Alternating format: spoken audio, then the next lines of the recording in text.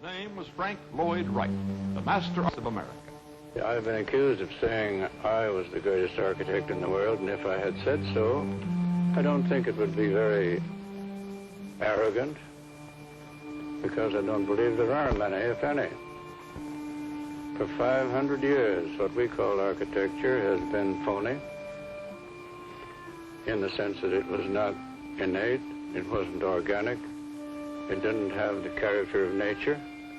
For the building should be natural, appropriate to the time, appropriate to the place, and in all its features belonging to time and place and man. This is our story, Frank Lloyd Wright.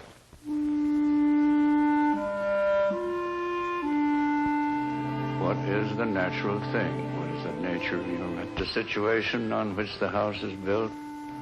Nature, the climate. It's all a nature study, the building of a house. What is fundamental to the architect at heart? He has to know life. And he has to know life by studying it. And how do you proceed to study life most successfully and directly? By living it, don't you? And that's what we're all trying to do here. To live the life that goes with being an architect at heart, which means the study primarily, as I will tell you again and again and again, of nature. The nature of whatever is, structurally.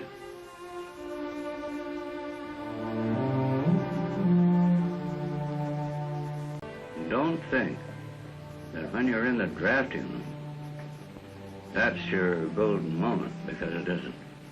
Your golden moment is all the time, when you're in service and when you're in action and when you're doing things. This is a kind of learning by doing.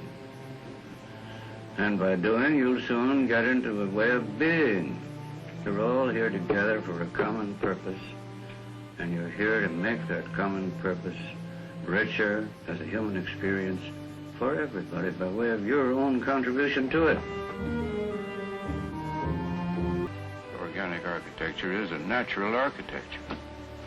A natural architecture. Now, what would a natural architecture be? If the thing is successful, the architect's effort, you can't imagine that house anywhere than right where it is. It's a part of its environment, and it graces its environment rather than disgraces it. The Lincoln Memorial is related to the toga and the civilization that wore it.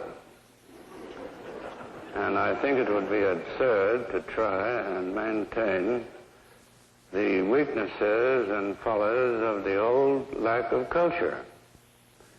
Now, the Lincoln Memorial is not an indication of culture. It's an indication of the lack of it. The old Capitol is not an indication of culture, although I'm in favor of preserving these old mistakes, these old evidences of the old life, in order that the new life may shine the brighter. Yes. And so forth. You know the story.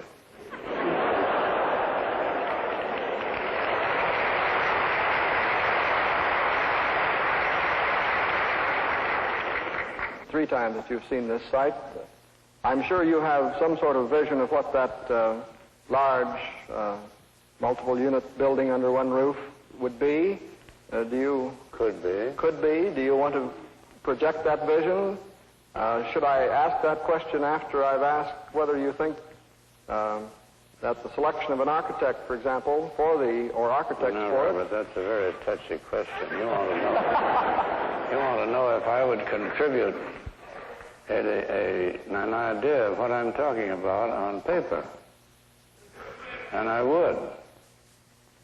Because my real aim is not only to get better architects for America, but to leave behind me some better architecture. And I believe I might suggest something that would amount just to that. And I would never be paid for it in this world. I would have to give it.